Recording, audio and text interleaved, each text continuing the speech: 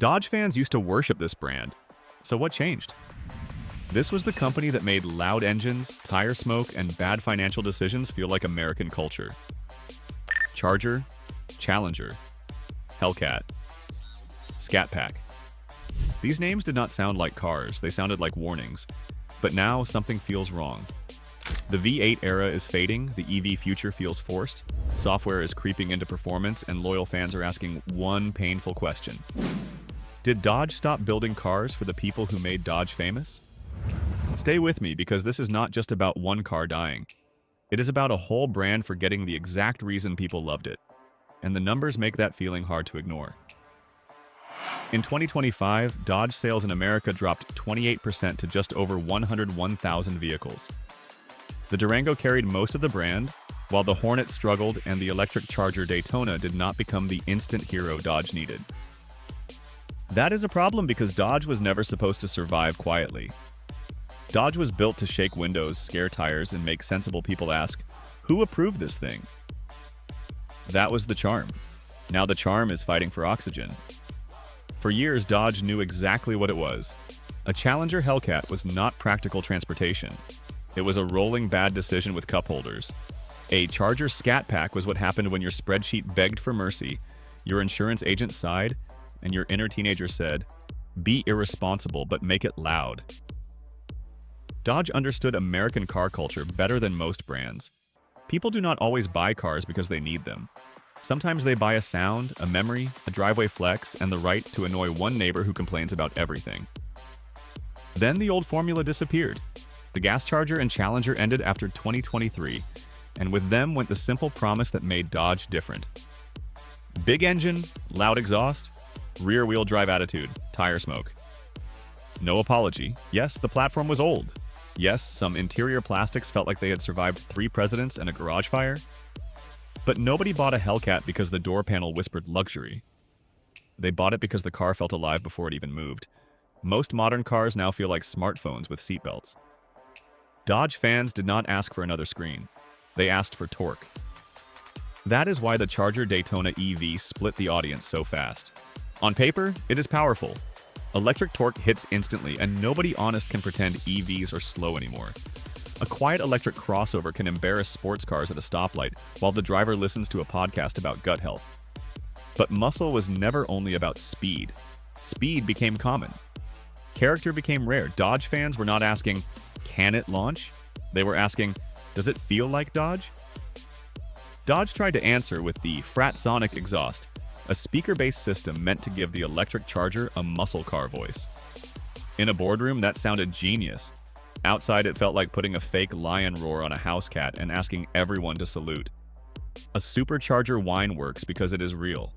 Pistons, air, fuel, pressure, heat, metal. That sound proves something physical is happening. A speaker tells you someone uploaded confidence as an audio file. But the fake sound was only the surface problem. The deeper fear was ownership. Modern automakers love software-defined vehicles because software can keep making money after the sale. Updates, locked features, connected services, performance packages, subscription ideas. It all sounds futuristic until buyers realize the car in their driveway may still answer to a server they cannot see. That is dangerous for Dodge because Dodge built trust by selling machines that felt fully yours. A Hellcat did not need permission to be stupid. You bought the engine. You bought the power. You bought the noise. Nobody in an office could wake up and decide your burnout mode needed a monthly plan called Smoke Premium. Americans already pay for Netflix, Spotify, delivery apps, cloud storage, forgotten gyms, and probably something their refrigerator ordered by accident. They do not want a muscle car asking for login details before it feels exciting. To be fair, Dodge is trying to correct the mistake. The 2026 Charger 6-pack brings combustion back with a 3.0-liter twin-turbo inline-6. The R/T makes 420 horsepower, and the Scat Pack makes 550. That is real performance. It has all-wheel drive, a rear-wheel drive mode, launch control, and enough spec sheet energy to make a brochure sweat. This is Dodge saying, relax, gasoline still exists in our building. And honestly, the 6-pack could be fast, fun, and better than the internet wants to admit. But a good car is not the same as a healed brand. Dodge took away the V8, launched the EV first, watched loyal fans panic, then returned with a six-cylinder like a barbecue host who ran out of brisket and came back with grilled salmon. The salmon might be excellent. That does not mean the crowd forgot what they came for. Supercharged Hemi sounds like a legend. Twin-turbo inline-six sounds like something you explain twice at Cars and Coffee before someone changes the subject. The Hornet shows the same identity crisis from another angle. A compact crossover could have brought younger buyers into Dodge, but it never felt wild enough to wear the badge. It was too expensive to be the simple entry car and too normal to feel rebellious. Toyota can sell normal. Honda can sell normal. Dodge has to sell slightly unhinged. That is its natural habitat. A Dodge should feel like it has at least one bad idea hidden under the hood. And that matters because American car culture is not built inside quarterly reports.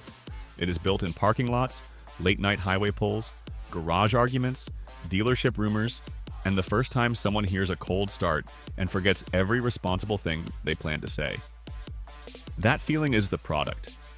Dodge cannot outsource it to speakers, trim packages, nostalgia edits, or another black badge package forever. If the car does not create the emotion, the logo has to work too hard, and eventually even loyal fans notice. Now add the price problem. In early 2026, average new car payments were around $770, and many buyers were stretching loans past 6 years. At that price, nobody wants confusion in the driveway. If a young American is signing paperwork that feels like second rent, the car needs a clear reason to exist. It needs personality, not an identity crisis with floor mats. For that kind of money, the car better start every morning, make you smile, scare your passenger, and maybe text your boss when you're late. So why is Dodge slowly dying? Not because one EV failed. Not because one engine changed. Not because every fan hates the future. Dodge is struggling because the promise became blurry. Old fans are not sure Dodge still speaks their language, and new buyers are not getting a clear invitation. The company is stuck between muscle nostalgia, EV pressure, SUV survival, software ambition, and affordability pain. That is not a clean strategy. That is 5 browser tabs open, 1 playing music, and nobody knows which one. The way back is simple but not easy. Dodge must stop relying on the badge to carry the emotion.